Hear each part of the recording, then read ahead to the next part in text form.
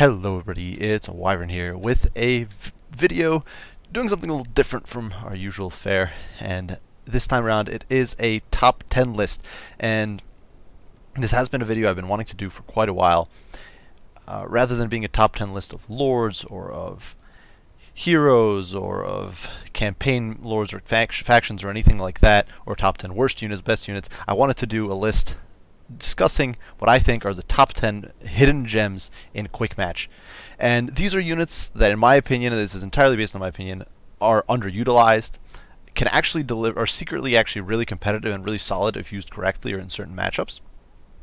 And units that have been giving me rather good results in Quick Match, despite the fact that they are often not a meta pick or not a common pick or a common sight on the battlefield. So without further ado, guys, let us jump right in and start with number 10 on our list, which is the Venerable Frostworm. So as you can see, this ugly reskin of a Chaos Dragon isn't exactly anything too fancy by Dragon standards, but I find that it is a surprisingly effective unit. Why? Well, in no small part, it is due to the Frostworm's niche on the Norsca roster as one of their only flyers, and the fact that people usually going in against Norsca do not anticipate going up against a flyer. In all of its stats, it is not a particularly inspiring presence. Its stats are rather mediocre by Dragon standards. It does still have the wonderful breath attack, frost breath, some armor, some missile resistance. It does have the frostbite effect, and it also does have the chilling aura, so potentially it can get up to 36% speed debuff stacked when it is attacking units. This is in fact incredibly useful if you're trying to pin down enemies, force them to fight you, or keep your enemies stuck in an inconvenient position. Otherwise, though, if you're in the air and you simply need to outrun your opponent, you can simply kite them thanks to the chilling aura, much like, say, the Claw of Nagash. The Norskins also do have a surprisingly decent amount of ground shooting that can be supporting the Frostworm if it is forced into a fight, and of course with the help of things such as Wulfric's Hunter of Champions, hitting enemies, lords or heroes with a debuff, you can potentially goon out enemy flying lords that didn't expect to face any opposition. Of course, the Frostworm is still not the most amazing of units, and I definitely think that Norsca has other competitive picks as well, which is why it is number 10 on this list, but I definitely think it is one of those units you should never underestimate. Without further ado then, let us head on over to number 9 on our list, which is a very different unit. Sitting comfortably at rank number 9, we do have a unit that I think is criminally underutilized in the multiplayer meta, and that is Rangers with Great Weapons.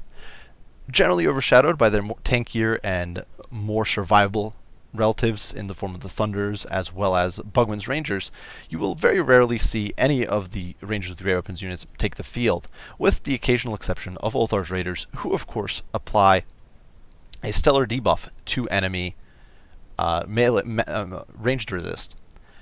However, Rangers with Great Weapons are not a unit that should be underestimated. Certainly, their ammunition capacity is low, their range is short, and their armor and survivability is rather pitiful once their stock has been removed and they are decloaked for the enemy to shoot. However, their burst damage is immense. As you can see, their missile damage is incredibly high at 26 AP, and the reload time is very short at only 7.2 seconds. This means that they can deliver all of their ammunition in an incredibly quick manner. This can often be important if you're rolling with either a cheap frontline or a frontline that is not effective at doing damage, such as a frontline composed entirely of Ironbreakers. Against factions such as Chaos and Blackworks, these guys in fact have a stellar niche, because those factions will often struggle to effectively suppress Rangers with Great Weapons, and the Rangers with Great Weapons are able to deliver all of their firepower before the enemy is really able to breach the front line and compromise the Rangers in the back line. Even once their ammunition is expended, Rangers with Great Weapons can still deliver an effective recharge due to a respectable speed of 33, as well as weapon strength of 30, and in fact, for dwarves and even infantry in general, a respectable charge bonus of 16. They're certainly not a unit that should be underestimated, and can deliver a great amount of damage to any high-value target, quickly leveling anything from chariots to chosen, even to heavy cavalry within a few seconds. However, admittedly, their very low survivability, as well as the fact that they have very short range and low velocity, making them less effective against large targets such as flyers, is one of the reasons why they are still only on rank number 9 on this list rather than higher. Without further ado then, let us continue on to rank number 8. Sitting at rank number 8 is what many consider to be the finest heavy cavalry unit in the entire game, the Goblin Wolf Riders. Well, they're not exactly the best heavy cavalry unit in the game. They're more of literally the trashiest light cavalry unit in the entire game as far as raw stats are concerned. Inferior to even hounds, chaos warhounds, poison hounds, and all those sorts of units. There's very little about these guys that should make them good. However, they do have a few redeeming characteristics that in fact make them an invaluable choice when building your greenskin roster. First and foremost, they are incredibly cheap. Sitting at only 300 gold, Goblin Wolf Riders are literally the cheapest cavalry unit in the game, and for their price, they in fact deliver a cavalry unit with 92 speed, a very good bit of mobility when you are simply trying to compromise and stall enemy backlines. They also do have the expendable trait, which does mean that essentially these guys can be thrown away, especially as most of your builds generally when you're playing as greenskins will be composed of orcs, who are unaffected by goblins being broken apart and forced to rout. Taking advantage of their very high speed, they can be used to zone out most enemy skirmish cav, with very few exceptions, such as, for example, Illyrian Reavers, who will dumpster them handily in close quarters, but otherwise, against factions such as Empire, against even the factions with relatively strong shooting, they can be used to simply tie down, bog down enemy backlines, and buy time for your infantry contingent, often relying on WA and often relying on your lord's buffs or debuffs to really win, to be free of enemy fire and enemy harassment.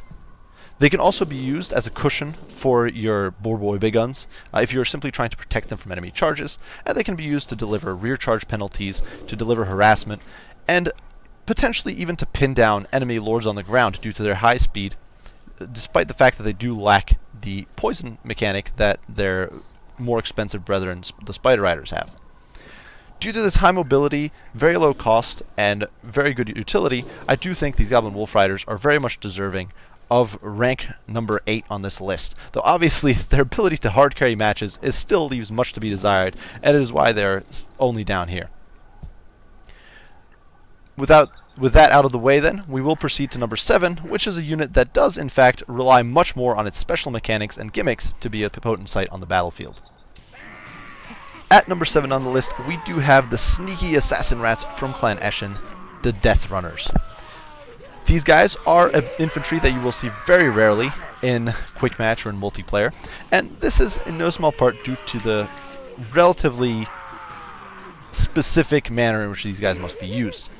They are a relatively expensive unit at 950 gold, and for that they are incredibly squishy, even by Skaven standards, with very low HP, very low armor, and although they do have a physical resist, they are certainly not going to stand up to any cavalry charges, or even to many enemy units if they are forced to fight in close quarters.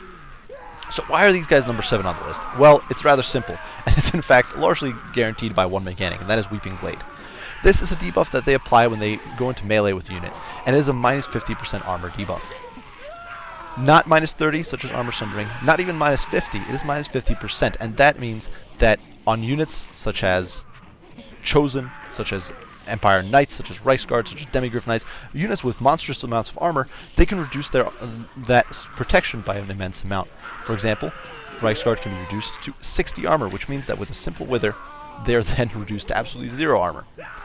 At that point, anything from Plague Monks to Clan Rats to Skaven Slaves, Slingers, and any such non-AP units are capable of delivering immense amounts of damage to your opponent. Oftentimes, if you catch an opponent by surprise going into a match hoping to make use of heavily armored, tanky infantry against you, Death Runners can absolutely flip the tables, taking down units that should by all accounts be invulnerable to your lower-end infantry. Unfortunately, this unit does have the disadvantage of being relatively expensive, as well as, of course, requiring relatively good micro and deployment to make best use of its ability and to put it in the spots where it is most important, most needed. As such, it is only ranking 7, but certainly it is a unit that can have an immense, often game-changing impact on your multiplayer battles. At number 6 on our list is a unit that I once despised and held as, quite frankly, one of the worst monstrous infantry in the game, and this was largely simply due to the fact that I followed general forum opinion and the general opinions I saw displayed by others as far as judging this unit went, and I was never much of a monstrous infantry player myself. However, as of recently, I have become a big fan of this unit, and that is the Gores. Why? Well, it's because they deliver one of the few things that Lizardmen lack: a very effective manner with which to relatively quickly and efficiently dispatch heavy enemy infantry. Why is that? Their stats don't look particularly inspiring. Certainly they do have 100 armor, they do have 6,000 hit points, and 15% missile resist, which definitely looks respectable. So what makes them so great, though, with such poor melee stats? Well, they do in fact have a bonus versus infantry of 20. Compared to other large units provided by the Lizardmen roster, whether these be Stegodons, Bastillodons, even Temple Guard or infantry, this in fact puts the Kroxigors at an incredibly high amount of melee attack at 46 against infantry. Stack this on top of the fact that they are a unit of 12 rather than, say, a single Stegodon, and the amount of damage they can deliver to enemy infantry is immense. You're looking at roughly a 1200 damage with every, as long as all 12 of your Kroxigors are engaged, you're looking at roughly 1200 damage every attack, as compared to, say, a Stegodon sitting at only about 400 to 450. Now, certainly, Kroxigors are susceptible to model losses, and certainly they do suffer from primal instincts, which is a disadvantage and is one of the things that do turn people off from them. However, if Kroxigors are utilized correctly against either factions that struggle to really get units at the Kroxigors, or shooting against the Kroxigors, or if you're very efficient at shutting down enemy backlines with Cold Ones, or Chameleon Skinks, or other bigger monsters, then Kroxigors can in fact just maul their way through just about everything in the front line, even up to and including chosen with halberds, provided that they are supported by units such as Temple Guard on the ground, preventing them from getting surrounded and getting torn to shreds. Even in a straight-up fight, even if utilized incorrectly, they can dumpster units such as Swordmasters in a straight-up 1v1 engagement, and due to their AP, they can still deliver quite the smackdown on cavalry, especially if they are provided with some sort of magical buffs or debuffs cast on the enemy cavalry. As such, I do think the Kroxigors are definitely deserving of the number 6 spot on this list, because their impact can in fact be very sizable, and they're not a unit that you will see very often. Much maligned for much the same reasons as the Kroxigors, and the fact that they suffer from primal instincts, and sharing the same disadvantages, essentially, with units such as Dark Elf Dread Knights and Cold Ones, is what I think is probably the sexiest cavalry unit in the entire game of Total War Warhammer, and that is Lizardmen Horned Ones. Much like their brethren, the Kroxigors, they do suffer from primal instincts, and this is generally considered a very unattractive mechanic when you're trying to make use of a high-end, expensive heavy cav. However, despite this, I do think they are in fact a stellar unit and capable of delivering a wonderful performance if utilized correctly into their full potential. Their melee stats are overall incredibly good. At 100 armor, 78 speed, which allows them to catch any heavy cavalry in the game and even potentially catch certain light cavalry units such as Outriders. They are definitely a very mobile as well as relatively survivable unit. They also do have the benefit of very high melee attack, respectable charge bonus, very high weapon strength of 52 with armor piercing, which is in fact comparable even to units such as Demigryph Knights, despite the fact that these guys have a higher model count, as well as 5400 HP on the Horned Ones makes them a very survivable unit. Now, why are they here and Dread Knights are not here on this list at all? Well, a big part of the reason is because of the way they synergize with Lizardmen. Lizardmen as a faction have a lot more access to healing. In fact, they have access to healing, whereas Dark Elves, quite frankly, do not, outside of the self-heal of Soulstealer. And Horned Ones also have the benefit of a very high HP pool. With 5400 HP, it takes a lot more to bring them down underneath the threshold required to proc a rampage than it takes to rampage a unit such as Cold One Dread Knights, who, even with just a few volleys of handgun fire, or fire from, say, cannons or artillery, may suddenly become enraged, rampage, and be your entire investment down the drain. Horned Ones are much more difficult to get into that state, and that, I think, really nets them this position. As a combat unit, they can deliver devastating performance, able to outfight the vast majority of heavy cav in a straight-up fight, and due to their high speed, most enemy heavy cav cannot in fact disengage from them. Macked up by some buffs, debuffs, or perhaps some skinks running around their ankles, and Horned Ones can essentially take on any cavalry in the game. Of course, that is with support, but nonetheless, do keep in mind that this is a relatively cheap top-tier heavy cav at a mere 1400 gold. Otherwise, they can deliver devastating charges against enemy heavy infantry. They will perform rather well against large due to their respectable melee attack, and with relatively good mass, with relatively good weight, they are definitely capable of bogging down and slowing down enemy monsters units, and in some ways, essentially operating as a substitute for other Lizardmen anti-large options, if the time comes or if the need is presented. And like we discussed before, with their high speed, they are in fact capable of catching certain skirmishers and definitely reaching that backline pretty efficiently, much more efficiently than, say, slower Dread Knights.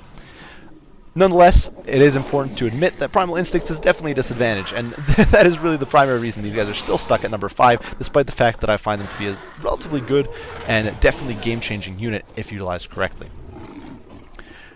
And without further ado, we will progress to number 4, as we are now in the top 5 positions. At number 4 on this list is a unit that I was in fact hesitant to include here in the first place because I have found it to becoming more and more of a common sight in quick match battles than it was before, and that is the Marauder Horsemaster.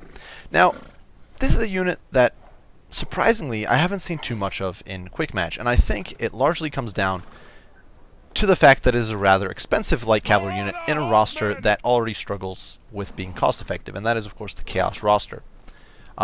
To an extent, the same applies to Norska, despite the fact that they are arguably supposed to be more cost-effective. Marauder Horsemasters, as we discussed, are expensive. They do not have AP projectiles. Their HP is still relatively low, though fairly high for a light cavalry. They do not have shields. Their ammunition is sitting at 16, which is respectable, but not amazing. They, as we discussed, do cost 750 gold, which is rather high for a cavalry unit. So for a light cavalry unit, when you do have access to Marauder Horsemen and Marauder Horsemen with throwing axes, who only cost 500 and 600 respectively. So, why do I put Horsemasters on this list? Well, I actually find Horsemasters to be a relatively stellar, relatively effective unit. Their HP, although low for light cav, is still relatively high for a light cav. It is still 4400 HP, and their melee stats are in fact very respectable. These guys are the OG hybrid light cavalry, whereas Illyrian Reavers have definitely taken this role over recently, and they've become a much more common sight, or much more popular sight in this function. Marauder Horsemasters can essentially deliver a comparable role, albeit with shorter range, and certainly without the benefit of martial prowess. However, this does mean they do not lose efficiency as much in a protracted engagement, and with their very respectable charge bonus, with their relatively good speed, their respectable armor, they can definitely outtrade the vast majority of light cavalry, the vast majority of enemy harassment, and the vast majority of enemy counter-skirmishers very efficiently. And once they are out of ammo, they are capable of delivering very potent rear charges, which is why I think they definitely deserve a place on this roster. Finally, their missile damage, although it's theoretically not AP, is in fact very respectable. With 18 and 8, 8 AP is a very good amount. And in fact, these guys can poke down enemy lords, enemy heroes, very efficiently over the course of a game, especially on monstrous mounts. They can even poke down a Ragnarok spider, they can even poke down steam tanks, and even that sort of stuff to an extent, simply through attrition over time. And of course, much like light cav such as Illyrian Reavers, they can kite away from enemy pursuit, whittle them down a little bit with the javelins, then turn around for a surprise shock charge that absolutely cripples and demolishes their opposition. And that is why I do think Marauder Horsemasters are very deserving of such a high spot on this list. Though perhaps due to their cost and due to their short range and still relative squishiness, they perhaps do not deserve to be in the very top 3 spots on this lineup.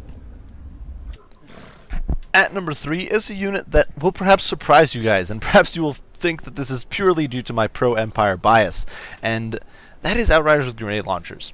To an extent, perhaps it is due to my Empire bias, or certainly this was one of the things that drove me to experiment with these guys more and more. However, they are in fact potentially an incredibly powerful and arguably in some ways even broken unit. That is because over time they can do incredible amounts of hurt to any form of infantry. Now certainly it is a very focused or very niche target that they have. They're almost entirely dedicated to killing infantry. They will not perform well against monsters. They can't even shoot at air.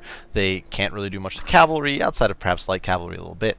And by light cavalry standards, being Outriders, they only have 84 speed, which is not exactly impressive. So why would I rank them at number 3? Well, I do think that this unit, in fact, allows Empire to potentially swing entire battles by annihilating blobbed up enemy infantry. Oftentimes, a heavy cavalry charge from, say, a Reichsguard may break up and force your enemy to blob up around them.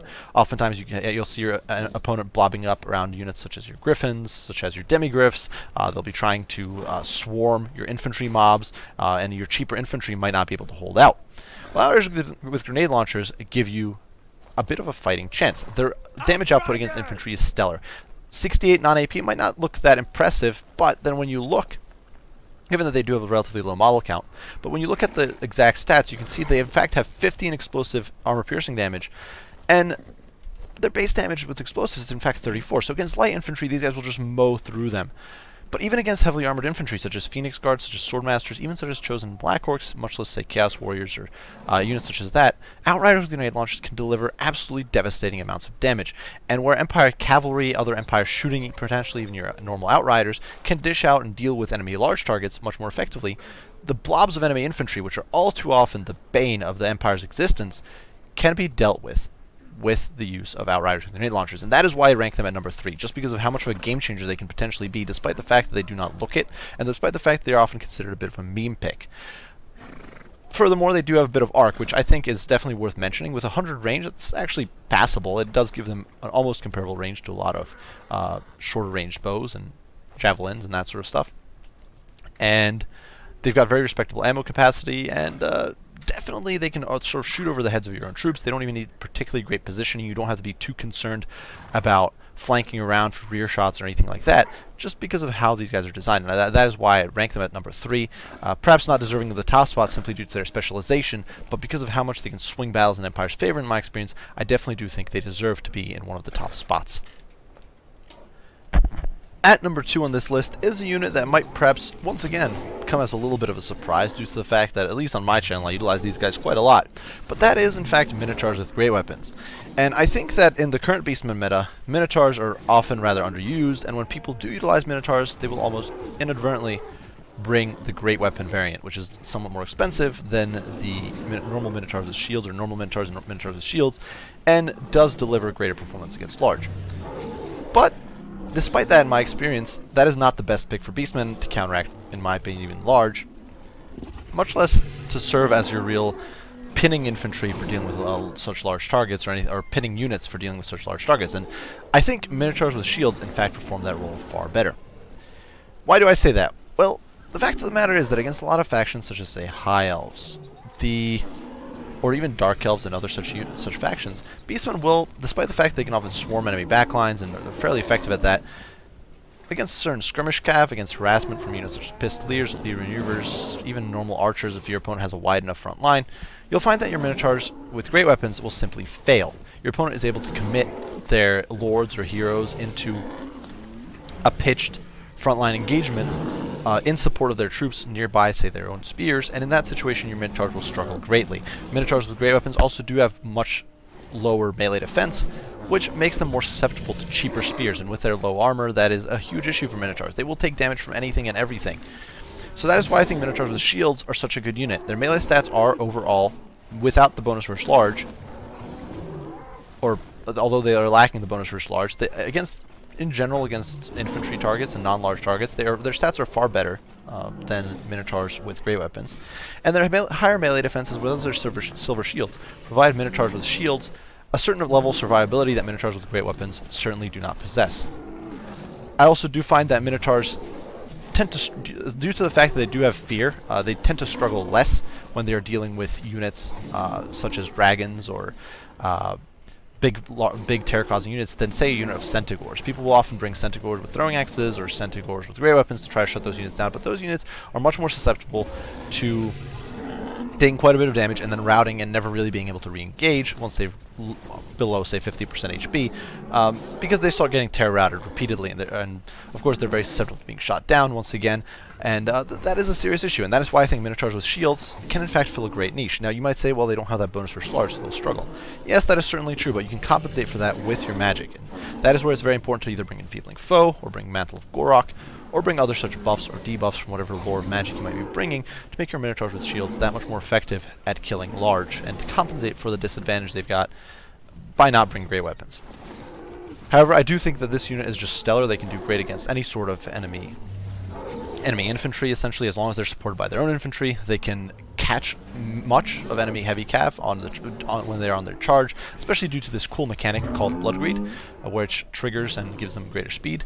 Of course, they share this with Minotaurs with great weapons, but combined with that greater survivability, they can definitely perform a lot better against heavy cav. They'll perform much better in protracted engagements, and they're definitely not going to fall apart as quickly, and I think that is just very important for the Minotaurs, and I definitely think that makes them a very worthy unit of this number 2 spot. Now, before we do get to number 1 spot, I did want to go over a few honorable mentions, so we are going to go through those very quickly now. For our first honorable mention, we do have the venerable Gyrocopter with the steam gun. Not the brimstone gun, not the gyro bomber, both of which are, in my opinion, quite frankly, garbage, but the Gyrocopter. Why does this make the list when the other two gyro units were not even vaguely considered? Well, because the Gyrocopter, although definitely a very niche unit, and aimed simply at murdering light infantry with its respectable missile damage and, more importantly, a reasonable splash, the Gyrocopter does that job very well. Against units such as Nasty Skulkers, against light archers such as Goblin Archers or High Elf Archers, they will perform rather well, and they perform their job very efficiently. Due to the increases in Dwarven mass, due to the improvements to Dwarven artillery, shooting, and general cost reductions on things such as Slayers, Dwarves have stopped having as many issues with chariots, and I think that is why Gyrocopters with brimstone guns, for example, have fallen out of favor and are really no longer even serve much of a purpose or have a niche on the Dwarven roster, where before they were essentially a desperation pick.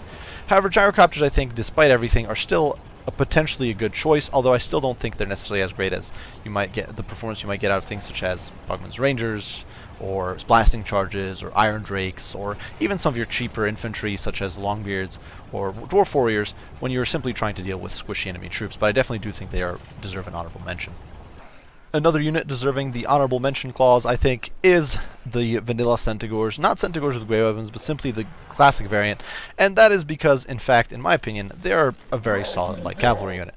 You don't see them all that often because I think they are generally considered outclassed or generally considered less important than Centaurs with great weapons. But in matchups against lightly armored foes, such as against Wood Elves, such as against the forces of the Orcs, who don't actually have a lot in the way of heavily armored cavalry, Centaurs, the vanilla variant, are incredibly efficient and cost-effective counter against such units, and they're very mobile. They do still have bronze shields, unlike Centaurs with great weapons, so they're very much capable of shutting down, say, skirmish cavalry or harassing them and chasing them off the field. They're very good at shutting down backlines and interrupting enemy backline troops in a manner in which the Centaurs with great weapons necessarily aren't that good, or it might just be simply overkill. Certainly Centaurs are not amazing at taking on most enemy cav. They won't even do great against some non-specific light cavalry, such as Lyran Reaver Archers. They'll struggle a bit there.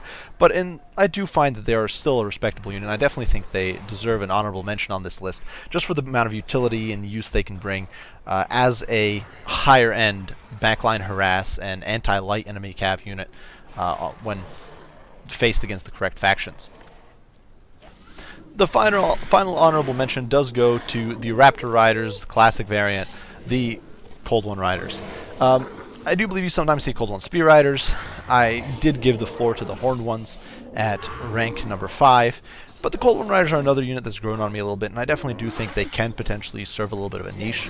They're a dirt cheap armor-piercing cav with respectable armor, with very high weapon strength of 44, with AP, melee stats that aren't great but can be compensated for with very high charge bonus. They don't rampage, and perhaps most importantly, they're a dirt cheap cavalry unit at only 800 gold, and that is why I do think they're deserving of the honorable mention spot, even if perhaps as a whole they might not be the most stellar cat, just because of how much utility and how much versatility they can bring to the Lizardman roster. But ultimately, we were only able to cram in one Lizardman cavalry into this lineup, and so these guys are dropped back to the honorable mention position.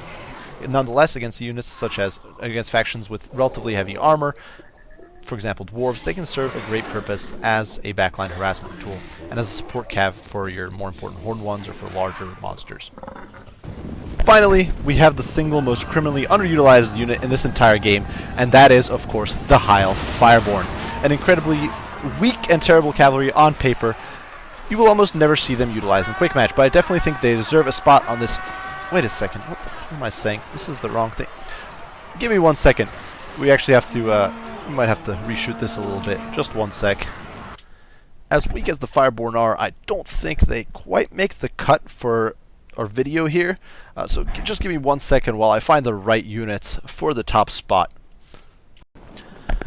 For our number 1 spot is a unit that has actually been seeing more and more play, even in more competitive scenarios lately. So, perhaps becoming less of a hidden gem, perhaps becoming finally brought into its true place in the limelight, but that is the Royal Hippogriff Knights. Previously, or for the longest time, these guys were considered one of the ugly ducklings on the Bretonnian roster. For the longest time, they were basically a useless pick, an incredibly costly, super heavy air cav that you would basically never bring because they were overshadowed by early on things such as Pegasus Knights, Grail Knights, Knights of the Realm, Foot Squires. Basically anything the Bretonnians had would be a better investment than Royal Hippogriffs. However, in the past few patches, CA has made a great effort to make these guys a bit more competitive and a much greater force on the battlefield. Slow, steady stat buffs have made these guys a much more potent force on the battlefield. Greater melee attack, melee defense, higher weapon strength, and higher mass have ensured that these guys can pull in and out of combat much more easily. Improvements to armor, as well as the implementation of physical resist from the Blessing of the Lady, means that these guys are much more survivable and much tankier than they ever were before, and this has made them a much more respectable unit on the battlefield. Even in matchups where you might not expect them to do as well, such as against Empire, they can in fact deliver a stellar performance, crushing into units such as Demigryph Knights with halberds, providing fear and terror onto many backlines, and just being a general disruptive, harassing force. And that is why I think they've become a much better unit. They're much more competitive in matchups from Dwarves to Chaos to Empire, just a wide variety of matchups where you can make Hippogriffs work, whereas previously they just weren't a thing.